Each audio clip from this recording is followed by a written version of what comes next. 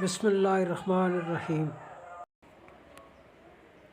حضرت ابو ہریرہ سے مروی ہے، سرکار دو عالم نے ارشاد فرمایا، بے شک اللہ پاک اپنے بندوں میں سے انہیں زیادہ پسند فرماتا ہے جو مخلص، پرہیزگار اور گمنام ہوتے ہیں، جن کے چہرے گرد آلود بھوک کی وجہ سے پیٹ کمر سے ملے ہوئے اور بال بکھرے ہوئے ہوں۔ اگر وہ امرا کے پاس جانا چاہیں تو انہیں اجازت نہ ملے۔ اگر کسی محفل میں موجود نہ ہوں تو کوئی ان کے متعلق سوال نہ کرے۔ اگر موجود ہوں تو کوئی انہیں اہمیت نہ دے۔ اگر وہ کسی سے ملاقات کریں تو لوگ ان کی ملاقات سے خوش نہ ہوں۔ اگر وہ بیمار ہو جائیں تو کوئی ان کی عیادت نہ کرے، اور جب مر جائیں تو لوگ ان کے جنازہ میں شریک نہ ہوں۔ صحابہ کرام نے عرض کیا، یا رسول اللہ، ایسے لوگوں سے ہماری ملاقات کیسے ہو سکتی ہے؟ آپ نے ارشاد فرمایا، اویس قرنی انہی لوگوں میں سے ہیں۔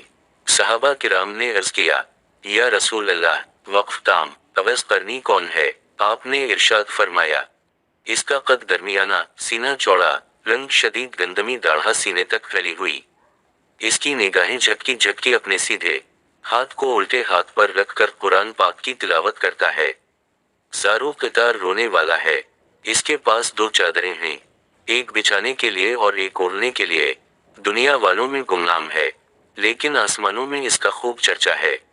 اگر وہ کسی بات پر اللہ پاک کی قسم کھا لے تو اللہ پاک ضرور اس کی قسم کو پورا فرمائے گا۔ اس کے سیدھے کندھے کے نیچے سفید نشان ہے۔ کل بروز قیامت نیک لوگوں سے کہا جائے گا، تم لوگ جنت میں داخل ہو جاؤ، لیکن اویس قرنی سے کہا جائے گا، تو ٹھہر جاؤ اور لوگوں کی سفارش کر۔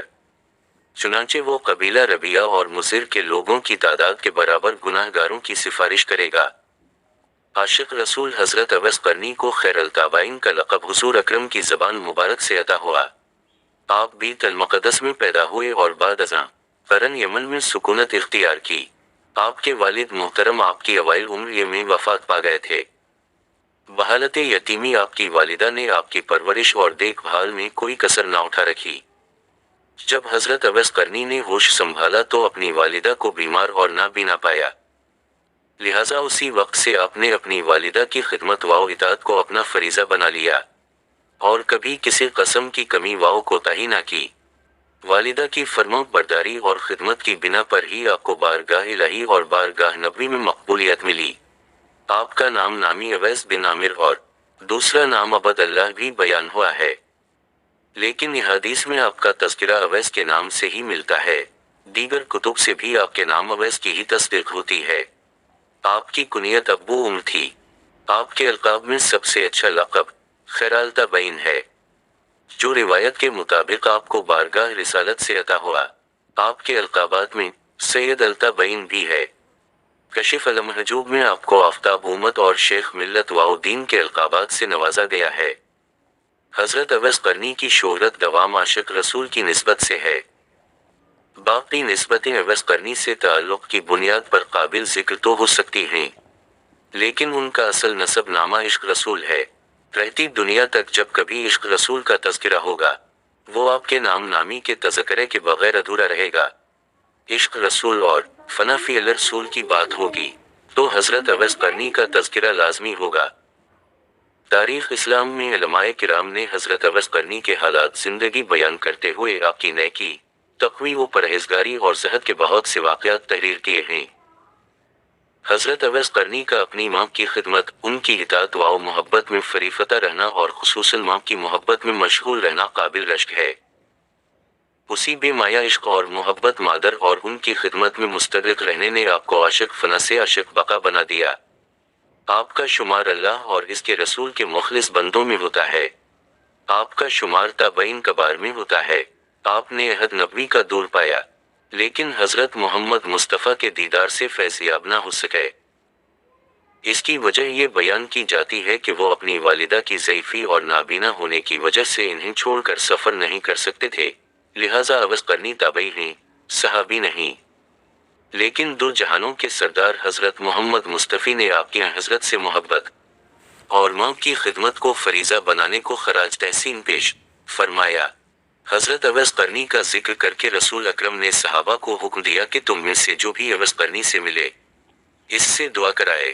ایک روایت کے مطابق حضرت عمر فاروق کو خاص طور پر یہ حکم دیا کہ اے عمر، جب تم اویس قرنی سے ملو تو اسے میرا سلام کہنا اور کہنا کہ وہ تمہارے لیے دعائے مغفرت کرے، کیونکہ وہ قبیلہ ربیہ اور مضر کے برابر لوگوں کی شفاعت کرے گا۔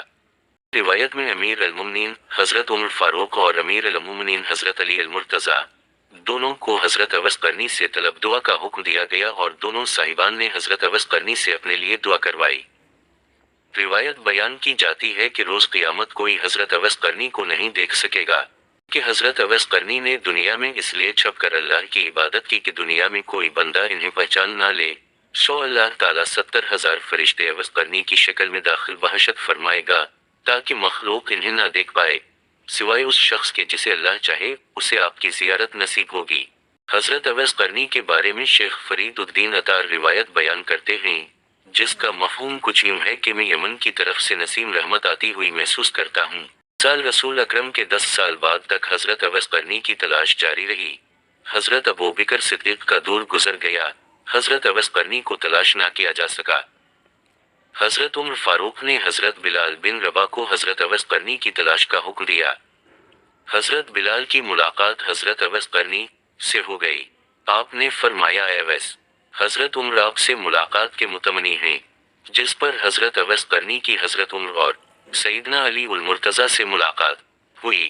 ہمارے لیے حضرت اویس قرنی کی زندگی ماشاءاللہ کافی حیثیت رکھتی ہے اور ہمیں یہ سبق دیتی ہے کہ اپنی خواہش کتنی ہی شدید کیوں نہ ہو، والدین کی خدمت میں رکاوٹ نہیں بننی چاہیے۔ ساتھ ہی عشاق رسول کو اویس قرنی نے حضور اکرم کی اطاعت، محبت اور ادب کی لامنتہا سے آشنا کرایا ہے۔ حضرت اویس قرنی جسمانی طور پر لاکھ دور سہی، لیکن جو فضل و کرم حضور کا آپ پر ہوا وہ یقیناً قابل رشک اور ستائش ہے۔